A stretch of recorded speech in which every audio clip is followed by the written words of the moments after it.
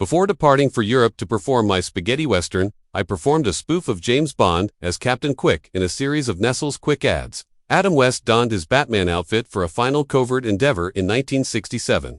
In London, he captured a moment that vanished for more than half a century. No fan in America had ever seen it. Even the largest Batman fans were unaware of its existence. Everyone forgot the video, which was hidden away in British archives. Then, in 2018, it was discovered by someone looking for lost TV history. Viewers were taken aback by Adam West's remarks in that missing scene. Even the most well-known superheroes can conceal sinister secrets, as the discovery demonstrated. Batman TV show rights were acquired by Ed Graham Productions in 1964.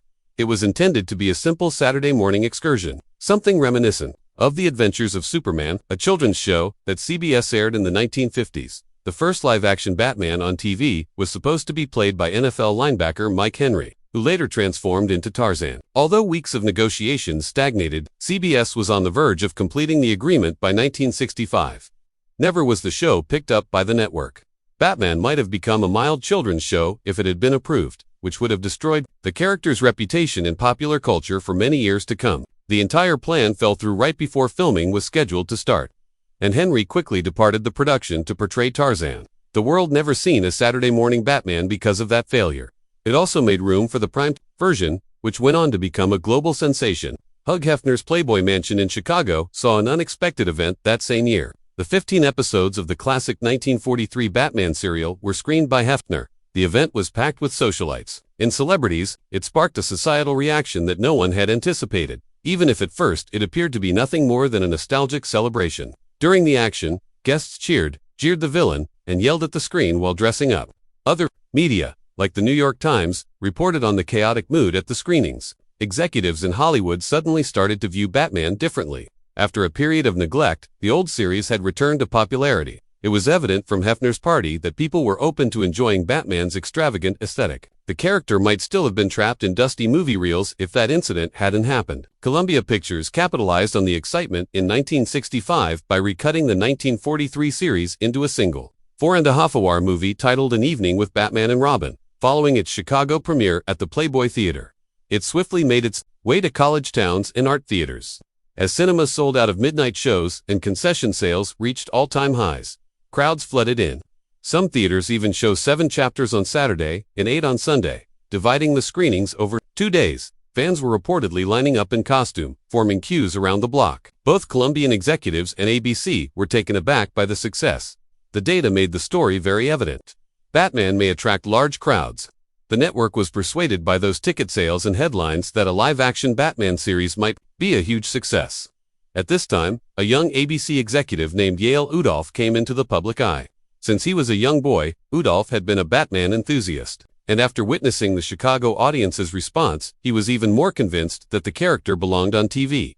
At every meeting, he started promoting the concept, even yelling at his superiors, "We ought to do Batman." They initially laughed him off, but Udolf wouldn't give up. His concept for a chic series that combined parts of The Man from U.N.L. and James Bond was comprehensive. His perseverance became well known. Some ABC execs even acknowledged that they began reading Batman comics covertly while traveling across the country, smuggling them into business publications. Udolf's perseverance ultimately proved crucial in persuading ABC to accept the risk. In 1966, William Dozier revealed something unexpected when he was brought on board as producer. It was his first time reading a comic book. Upon eventually obtaining a few Batman issues for his studies, he was so taken aback by them that he concluded the material was completely unreliable. Storylines about Batman surfing against the Joker and devices, like shark-repelling bat spray, persuaded him that comedy was the only viable option. He decided to create a campy spoof of the show instead of a literal copy of the comics. It was a daring decision at a time when satire was already pervasive in American society. From the artwork of Andy Warhol to the paintings inspired by comics, the outcome was unmatched by anything seen on television. Exaggerated villains, vibrant outfits, and phrases like "pow" and "bam" flashing across the screen characterized the aesthetic. Dozier's strategy was effective. Batman became an immediate hit after its January 1966 premiere. Dozier's vision wasn't shared by everyone. Initially, the renowned espionage author Eric Amler was commissioned to write a full-length Batman film to introduce the series. Upon discovering that Dozier intended to make the character into a pop art comedy, however, he immediately left the project. Amler was not interested in sarcasm and was known for his serious thrillers.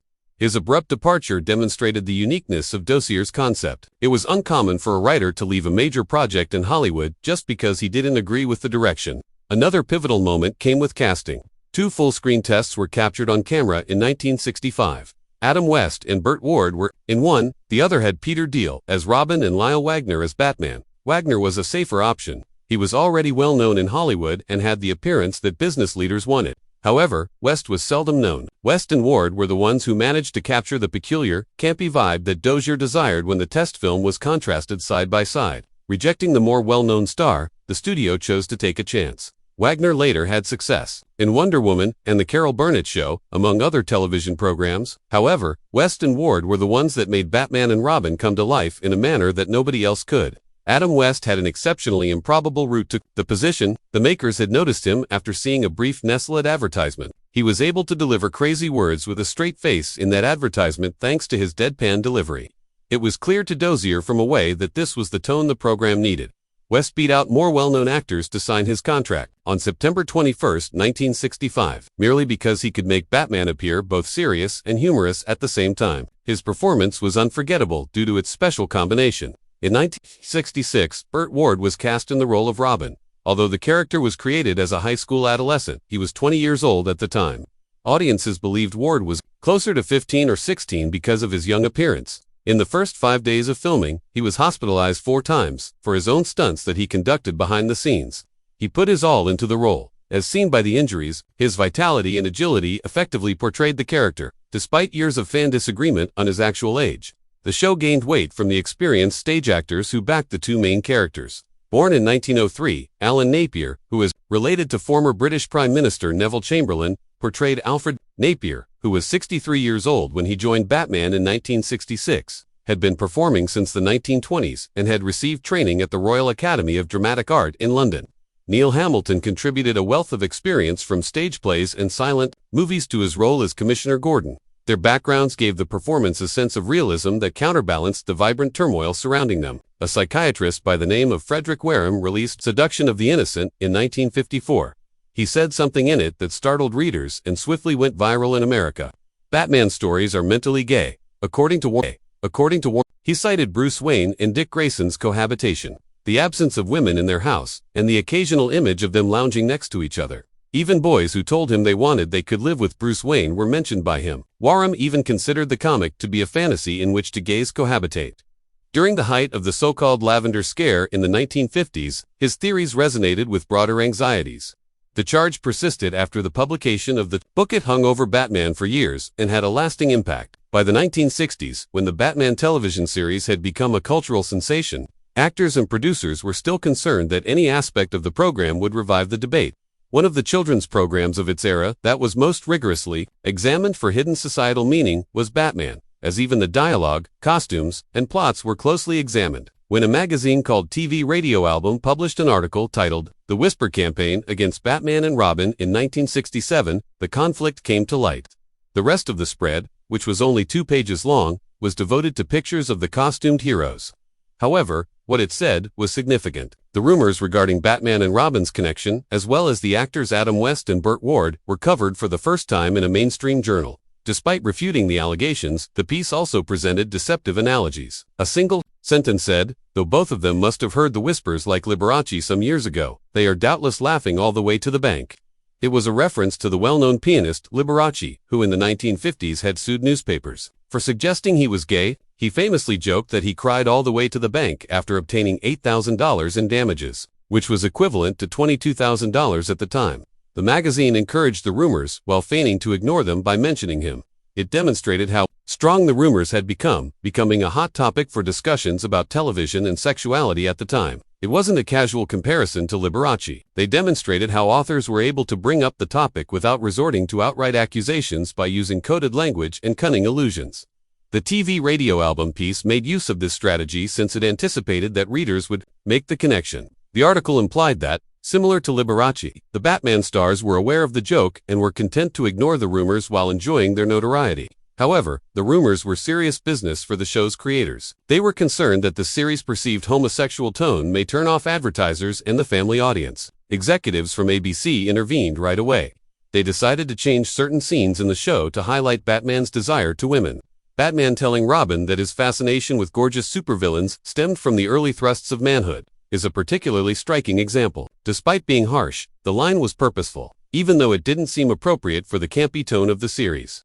Batman frequently displayed interest in women in the scripts after that, reassuring the sponsors and audience that the caped Crusader was securely heterosexual was a planned action. The advertising continued after the scripts were finished. Behind the scenes, the studio started a marketing campaign to portray Burt Ward and Adam West as unquestionably manly. They demonstrated their karate skills, discussed their marriages, or displayed their kids in magazines and press kits. Even their hobbies and physical activity were presented as evidence of their manliness. Despite being nearly desperate, the effort demonstrated the amount of strain on the network and the players. In the 1960s, a single rumor had the power to jeopardize not only the reputation of a celebrity but also the popularity of a whole television show. The performance itself, meanwhile, started to have issues unrelated to rumors.